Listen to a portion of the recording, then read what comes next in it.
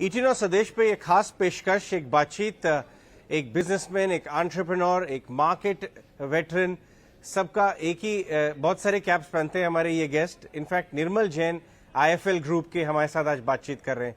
निर्मल जी, बहुत बहुत धन्यवाद ईटीन और स्वदेश से बात करने के लिए। सबसे पहले मैं आपसे एक बिजनेस पर्सन की तरफ से देश पे आपका क्या नजरिया बन रहा है, इकोनॉमी का क्या हाल आपको लग रहा है? आप एनबीएफसी के बिजनेस में आजकल काफी टाइम स्पेंड करते हैं, ऑन ग्राउंड डिमांड कैसी लग रही है आपको? आपका क्या थॉट्स है? बहुत बहुत धन्यवाद और बहुत बधाइयाँ और शुभकामनाएं नई चैनल के लिए। और इस समय इकोनॉमी और बिजनेस का जो माहौल है और जो हाल मुझे दिख रहा है वो बहुत ही ऑप्टिमिस्टिक है। जो हालात हैं बहुत तेजी से सुधर रहे हैं और जो पिछले 1.5 साल से कोविड की वजह से एक तरह से बिजनेसेस थोड़े आधे बंद हो गए थे, कुछ अपनी पूरी क्षमता पर नहीं चल रहे थे, अब वो काफ़ी तेजी से एक्चुअली बहुत जगह पर तो हम देख रहे हैं कि पेंट अप डिमांड है, तो एक बूम जैसा एनवायरनमेंट है। अभी भी हो सकता है कि छोटी मोटी थोड़ी सी चीज़ें इम्पैक्टेड हो, पर ब्रॉडली मैं देख रहा हूँ कि इकोनॉमी में काफ़ी पॉजिटिव और एक मैं कहूँगा कि ऑप्टिमिज्म और एक उत्साह का माहौल है।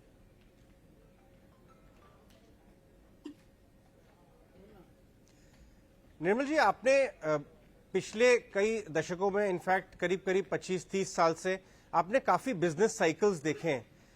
इस समय जो हमारी इकोनॉमी का हाल है, जो बिजनेस कॉर्पोरेट इंडिया का फीडबैक है आपके ग्रुप में, आपके खुद की कंपनी में, विदेशी निवेशकों का जो रुझान बन रहा है, इनफैक्ट डोमेस्टिक इन्वेस्टर्स की तो एकदम बाढ़ जैसी आ गई है, चाहे वो फोलियो देखें, चाहे वो डीमैट अकाउंट्स देखें। ये साइकिल जो है, जो बिजनेस साइकिल टर्न हो रहा है, ये आपको कितना ड्यूरेबल लगता है? क्योंकि आपने बहुत तेजी मंदी और आपने काफी बिजनेस साइकिल्स देखे हैं इंडियन इकोनॉमी में। बिजनेस साइकिल और स्टॉक मार्केट के साइकिल को हमें अलग अलग रखना चाहिए और उन्हें अलग अलग उनका एक अलग अलग दृष्टिकोण होगा देखने का। क्योंकि क्या होता है, स्टॉक मार्केट के साइकिल कभी बिजनेस साइकिल से आगे चलते हैं, तो जिस समय बिजनेस साइकिल नहीं सुधरे पर स्टॉक मार्केट आगे का देखकर उसे तुरंत उसमें इम्पैक्ट आ जाता है। पर जहां तक बिजनेस साइकिल का सवाल है, मैं समझता हूँ अभी भी सुधरना, मतलब उसमें तेजी का जो माहौल अभी शुरू हुआ है, तो कुछ समय तक चलेगा। और इसमें अगर आप देखो, कंजम्पशन डिमांड बढ़ रही है और पहली बार बहुत सालों बाद हम लोग देख रहे हैं कि कम से कम एक नए इन्वेस्टमेंट जो प्राइवेट सेक्टर की तरफ से पहले नहीं दिख रहा था, वो अब कुछ दिखने लगा है। और काफी प्राइवेट सेक्टर अब बड़े कैपेक्स की पिछले कई सालों से हमने नहीं देखा था। तो मैं समझ रहा हूँ कि बिजनेस के साइकिल का जो अप ट्रेंड है वो अभी भी शुरू हुआ है और वो कुछ सालों तक रहेगा। और उसके बहुत सारे कारण हैं। उसमें यह है कि हर क्राइसिस के बाद में बिजनेस का माहौल सुधरता है, क्योंकि क्राइसिस में गवर्नमेंट बहुत सारा पैसा इकोनॉमी में इंजेक्ट करती है और जो एक पेंट अप डिमांड भी आती है।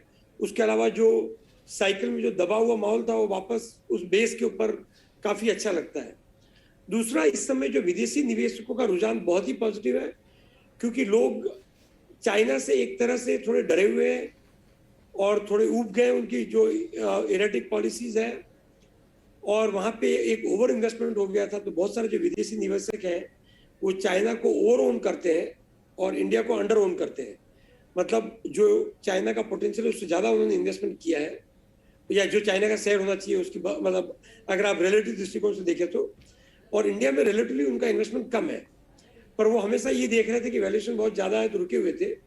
पर जहां तक एफडीआई इन्वेस्टमेंट है, जो कि स्टॉक मार्केट के जरिए से नहीं आता है, मैं समझता हूँ उसमें बहुत ही स्ट्रॉन्ग ग्रोथ रहेगी।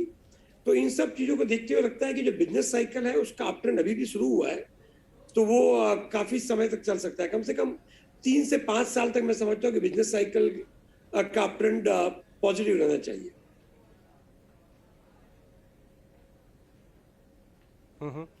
आपके खुद के आईएफएल ग्रुप में जो कई डिफरेंट बिजनेसेस हैं, द रिटेल एनबीएफसी है, आईएफएल वेल्थ है, और आपका टेक बैक्ड ब्रोकरेज का भी कारोबार काफी अच्छा चल रहा है। अगर कुछ फ्लेवर दें कि आपके ग्रुप के डिफरेंट बिजनेसेस के इस समय कैसा चल रहा है?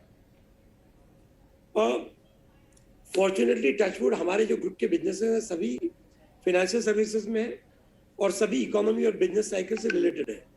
तो इस समय सभी बिजनेसेस में काफी अच्छा माहौल है, बहुत ही पॉजिटिव है। और जैसे अगर चारों बिजनेसेस जिसकी बात की आपने अगर एक एक करके करें तो आईफिल वेल्थ जो है उसमें काफी स्ट्रॉन्ग अप ट्रेंड है, क्योंकि अब जब इकोनॉमी का अप ट्रेंड है और जो विदेशी निवेशकों के बहुत सारे पैसे एफडीआई और एफपीआई के जरिए से आ रहे हैं, तो हम देख रहे हैं कि बहुत सारी वेल्थ जनरेट हो रही है, बहुत सारी वेल्थ जो है वो लिक्विडिटी इवेंट हो रहे हैं, जिसमें एंटरप्रेन्योर्स और बिजनेसमैन के पास वेल्थ अवेलेबल है फाइनेंशियल, और वो इन्वेस्ट करना चाहते हैं। तो हम लोग उसमें एक लीडिंग प्लेयर है, हमारा ब्रांड स्ट्रांग है। Over a period of time हमने एक अच्छी फ्रेंचाइज खड़ी की है। हमारे पास बहुत सारे इनोवेटिव प्रोडक्ट्स हैं और उसमें भी लोगों की काफ़ी इंटरेस्ट है उसमें, जो एचएनआई कस्टमर्स है उनका। तो वो बिजनेस में काफ़ी अच्छा माहौल है इस समय, टेलविंड है।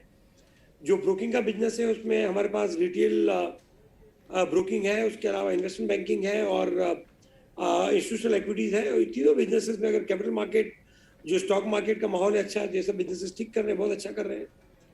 5पैसा जो कम्प्लीटली डिजिटल डिस्काउंट ब्रोकिंग है, वो भी अब जो डिजिटल टेक्नोलॉजी जितनी तेजी से बढ़ रही है और जो नए कस्टमर्स आ रहे हैं, तो उससे उसमें भी काफ़ी अच्छी ग्रोथ है। और आईफिल फाइनेंस जो है उसमें एक बार पिछले 3 सालों में काफ़ी सारे दूसरे चैलेंजेस रहे जो कि लिक्विडिटी क्राइसिस से चालू हुए। जब आईएलएफएस का इंसिडेंस बना था उसके बाद 1-1.5 साल तक काफ़ी उसमें दिक्कत थी, पर अब उसमें माहौल बहुत सुधर गया है। जब आरबीआई और सेंट्रल गवर्नमेंट का बहुत ही सपोर्ट रहा है उसमें, और उस लिक्विडिटी की पोजीशन अच्छी है, क्रेडिट की डिमांड भी अच्छी है। और इस पिछले क्वार्टर में हमने देखा कि कलेक्शन एफिशिएंसी भी बहुत सुधर रही है। सो जो एसेट क्वालिटी है उसमें भी अगर हम देखेंगे तो काफ़ी पॉजिटिव अपट्रेंड दिखेगा, उसमें सुधार की तरफ दिखेगा।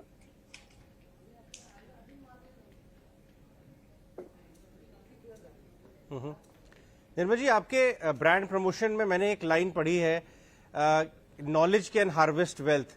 मैं आपको कॉन्ग्रेचुलेट करूंगा कि आपने जो ऑर्गेनाइजेशन अपनी बनाई है काफी नॉलेज ओरिएंटेड है, डीप रिसर्च करते हैं, आपके इंटरनेशनल पार्टनर्स भी हैं, वहां से भी इनपुट्स आपको मिलते होंगे और अपने डोमेस्टिक पार्टनर्स।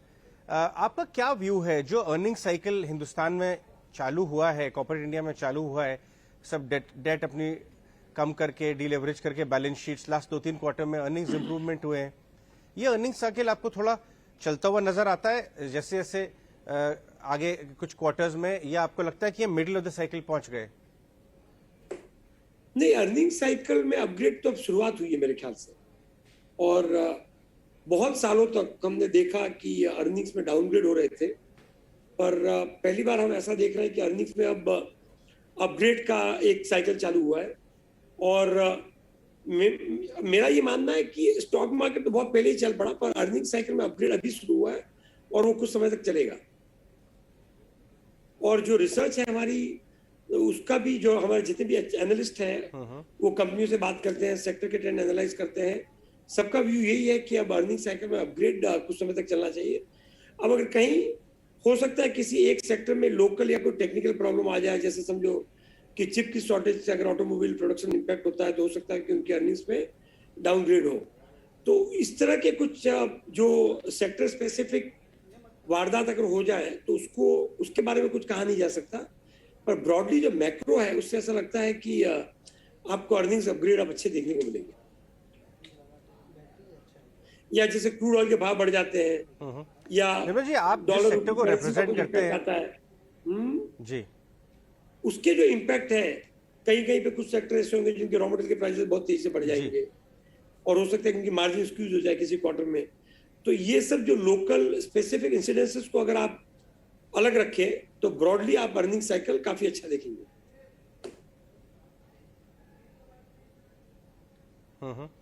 निर्मल जी, आप जो सेक्टर को रिप्रेजेंट करते हैं फाइनेंशियल सर्विसेज, उसमें हमने देखा है कि एक कॉर्पोरेट, एक एसेट मैनेजमेंट या फिर स्टॉक मार्केट रिलेटेड बिजनेसेस को अलग कर दें जहां अच्छी खासी तेजी हुई है, प्योर लेंडिंग के बिजनेस थोड़ा स्ट्रगल करते रहे, एटलीस्ट मार्केट ने बहुत अवॉइड किया है इनको, काफी हद तक अंडरवेट हो गया मार्केट और ये परफॉर्म भी नहीं किए हैं। आपको लगता है कि लेंडर्स जो हैं, चाहे वो बड़े बैंक हो, चाहे वो बड़े पीएसयूज हो या एनबीएफसीज हो, वो अब यहां से जो है उनमें रिस्क रिवॉर्ड अट्रैक्टिव है, उनके बिजनेसेस ग्रो होने के चांसेस हैं, क्योंकि रियल एस्टेट का भी रिबाउंड बहुत आ गया है, उनका भी हाउसिंग फाइनेंस को फायदा मिल सकता है आगे चलते हुए। तो ये पूरे लेंडर बास्केट पे आपका क्या व्यू है? मैं मार्केट के ऊपर कमेंट नहीं करूंगा, पर बिजनेस जो हम लोग जिस बिजनेस में हैं, एनबीएफसी और रिटेल लेंडिंग में, उसमें मैं समझता हूँ कि काफी अच्छा समय है इस समय। बिजनेस का माहौल बहुत ही बढ़िया है, क्योंकि एक तरफ तो आप देख रहे हो कि इंटरेस्ट रेट जो है वो थोड़े कम हो रहे हैं, कॉस्ट ऑफ फंड कम हो रही है, इंटरेस्ट रेट अपनी जगह पर है, पर जब लिक्विडिटी यूज होती है तो जो कॉस्ट ऑफ बोरिंग है वो कम हो रही है। दूसरी तरफ क्रेडिट की डिमांड बहुत ही स्ट्रांग है, तो आपको बिजनेस अगर बढ़ाना है तो अगले 2 क्वार्टर में मैं समझता हूँ कि सेकेंड हाफ में काफी अच्छी ग्रोथ होगी और एक अच्छे क्वालिटी की ग्रोथ होगी, क्योंकि एसेट क्वालिटी के जो इश्यूज थे वो भी अब सॉर्ट आउट हो रहे हैं।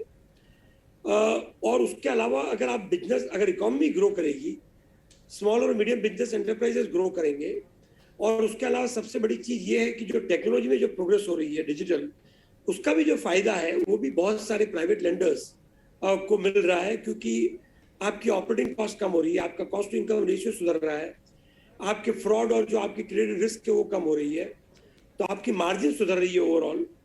और ये ट्रेंड मुझे लगता है कि अगले 3 से 5 साल तक जो प्राइवेट लेंडर्स हैं उनका बिजनेस जो है वो काफी मजबूत विकेट पर है और यहाँ से अच्छी ग्रोथ होगी उसमें। और अब स्टॉक मार्केट उसको कैसे वैल्यू करता है, कब करता है, क्यों करता है, उसके बारे में निर्मल जी, कुछ भी टिप्पणी करना मुश्किल है, पर जहां तक जो रिटेल लेंडिंग बिजनेस का सवाल है वो बहुत ही अच्छा है। और जब रियल एस्टेट में क्या हुआ है कि रियल एस्टेट के में एक ग्रोथ तो है, पर जो लग्जरी और जो हायर वैल्यू जो अपार्टमेंट्स थे उनकी वैल्यू थोड़ी कम होके उसमें डिमांड अच्छी आ रही है, और जहां तक अफोर्डेबल सेगमेंट है उसमें हम लोग देख रहे हैं कि काफी अच्छा सुधार है। और ये जो सेक्टर है इसकी, ये बहुत ही डिपेंडेंट है इंटरेस्ट रेट पे, क्योंकि जब आप होम लोन या अगर मॉर्गेजेस का बिजनेस देखो तो वो इंटरेस्ट रेट सेंसिटिव है। अगर इंटरेस्ट रेट कम होगा तो उसकी डिमांड बढ़ जाती है, क्योंकि आपकी ईएमआई कम होती है, अफोर्डेबल हो जाता है। गोल्ड लोन जो है मोस्टली हमारे गोल्ड लोन बिजनेसेस में जाते हैं, एसएमई में, और gold loan business loan micro finance जो है ये बिजनेस एनवायरनमेंट से रिलेटेड है, क्योंकि ये सब जो है वो इनकम जनरेटिंग एक्टिविटी और स्मॉल बिजनेसेस को लोन जाते हैं। तो अगर बिजनेस एनवायरनमेंट अच्छा है, इकोनॉमी अगर अच्छा काम कर रही है, तो ये सभी बिजनेसेस अच्छा काम करते हैं, क्रेडिट की डिमांड भी अच्छी होती है, आप जो लोन देते हो पैसा भी वापस आता है, और मार्जिन भी आपकी अच्छी रहती है।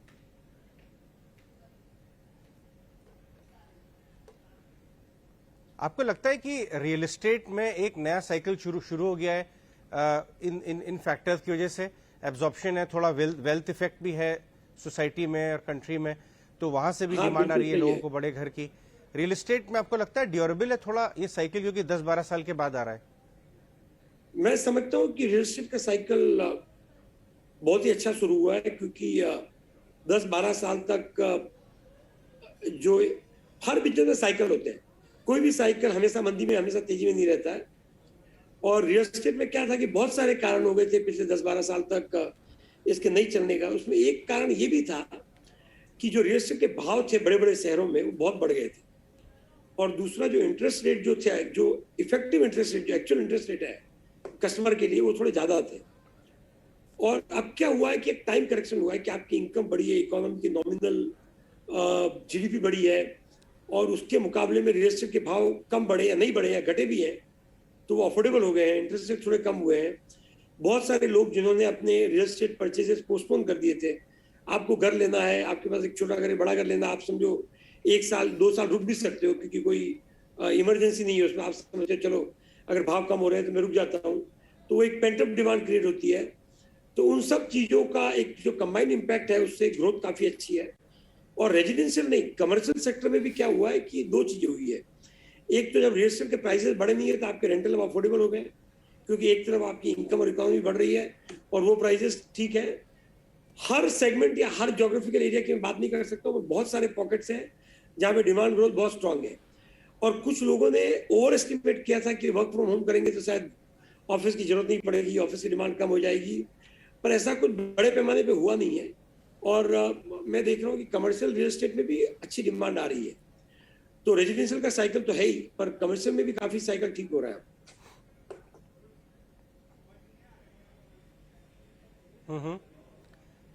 एक बाजार में एक व्यू ये बन रहा है कि बाजार थोड़ा ओवरहीटेड हो गया है, सेंसेक्स 60,000, निफ्टी 18,000, और दूसरी तरफ एक व्यू ये बन रहा है कि अर्निंग साइकिल सपोर्टेड है, आप बेंचमार्क्स को मत देखिए, लेकिन कई कंपनियां काफी अच्छे, नेक्स्ट 2-3 साल का आउटलुक अच्छा है तो पार्टिसिपेट करना चाहिए।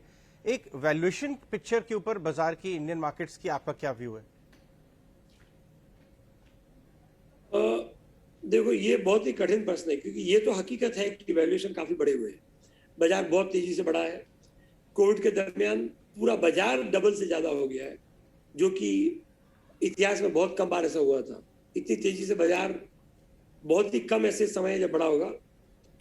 पर दोनों चीज सही है कि वैल्यूएशन बहुत तेजी से बढ़ गए, बहुत ऊंचाई पर है, और दूसरी चीज ये है कि फंडामेंटल्स भी ठीक है, अर्निंग साइकिल भी अब ठीक होंगे।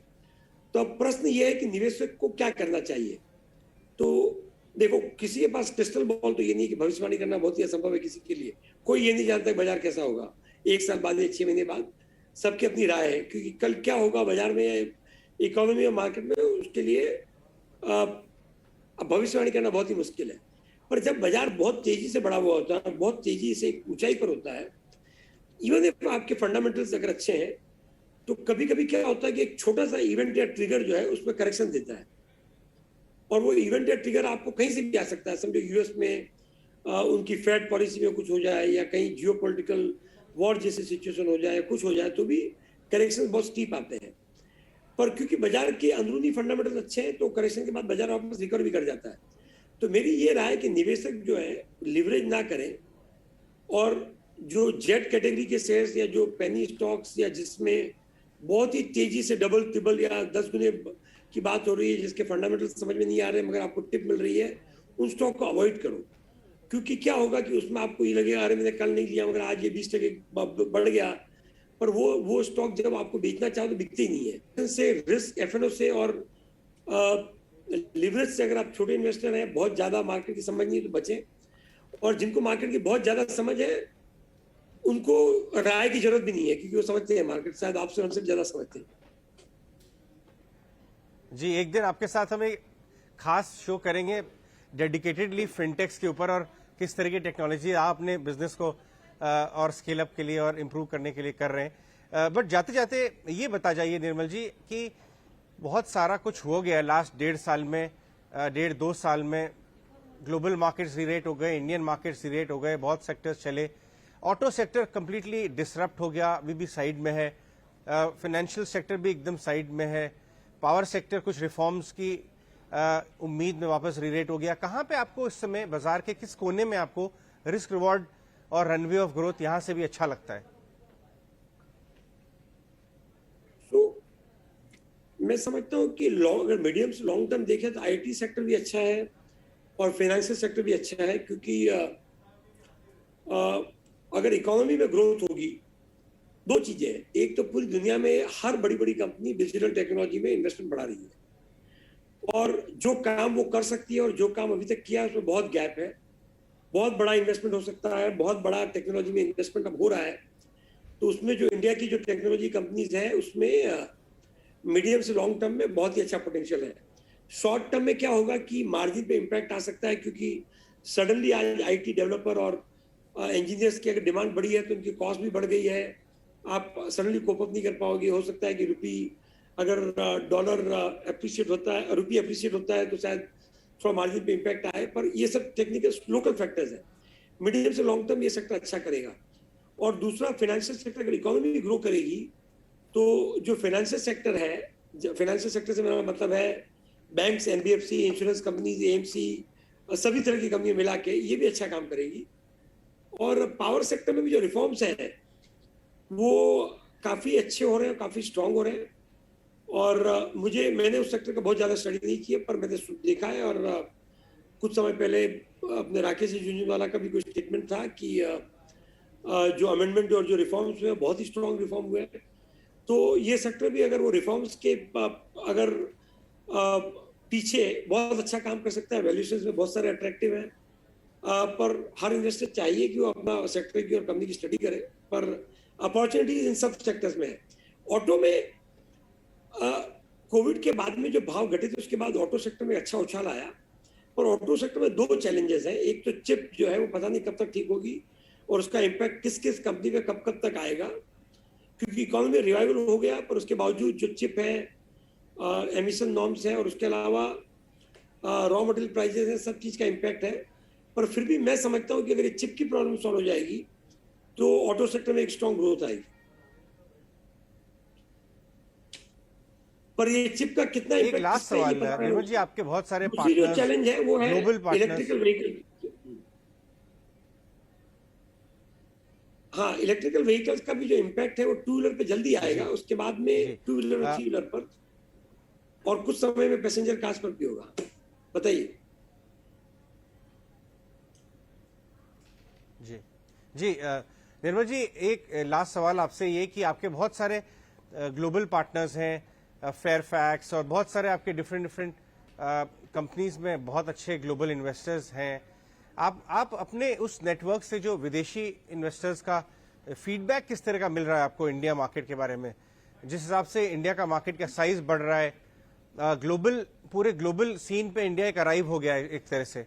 अब वो एक पहले जैसा एक इमर्जिंग मार्केट का सिर्फ एक तमगा नहीं है लगा हुआ है हमारे पास, हम बड़ा मार्केट बन रहे हैं धीरे धीरे।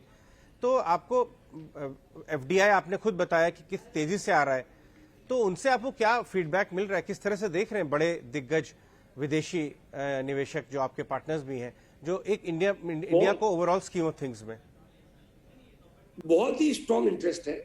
तो उन सब का क्या है कि उन्हें इंडिया में पैसा बहुत लगाना है और बहुत इंटरेस्ट है, पर वो सब वैल्यूएशन देख के थोड़े इंतजार कर रहे हैं कि अगर कभी कोई करेक्शन मिले और कोई मार्केट एक अच्छा हेल्दी करेक्शन दे तो शायद हम लोग और इन्वेस्ट कर सके। कुछ लोग पैसा लगा भी रहे हैं अपॉर्चुनिटी में, तो अब बॉटम ऑफ अपॉर्चुनिटी देख रहे हैं कि कहीं वैल्यूएशन ठीक लगे, सेक्टर ठीक लगे तो पैसा लगा रहे हैं। पर सबका बहुत इंटरेस्ट है, और उस इंटरेस्ट की वजह जो है, एक तो इंडिया का लॉन्ग टर्म पोटेंशियल तो था ही, पर अब एक इंडिया ग्लोबल सीन पे बहुत अच्छी तरह से आ रहा है।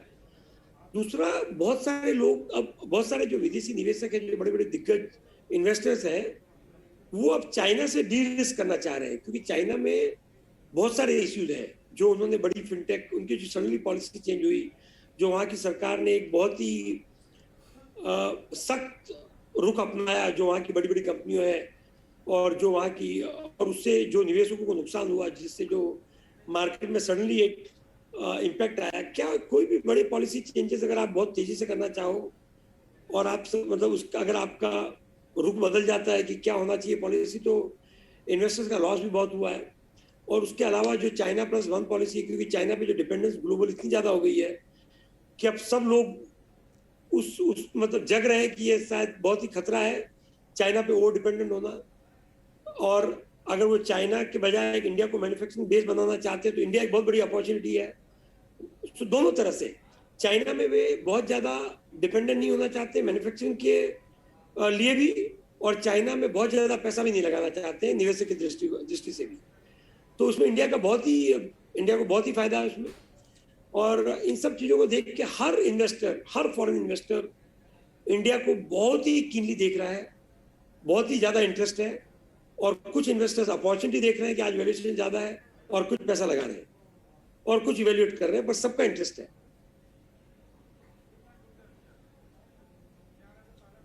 जी ठीक है निर्मल जी, आपको हम इसी बात पे इजाजत देंगे जाने के लिए। बहुत बहुत शुक्रिया हमारे साथ ईटी नाउ स्वदेश पे जुड़ने के लिए, अपने थॉट्स, इकोनॉमी, मार्केट्स, अपने वेरियस बिजनेसेस के लिए। और मैं निवेशकों को भी यही कहूंगा कि जो और हमें अपेक्षा रहेगी आपसे मार्गदर्शन और गाइडेंस रेगुलरली लेने के लिए, और हम सब बढ़ेंगे देश के साथ। जी।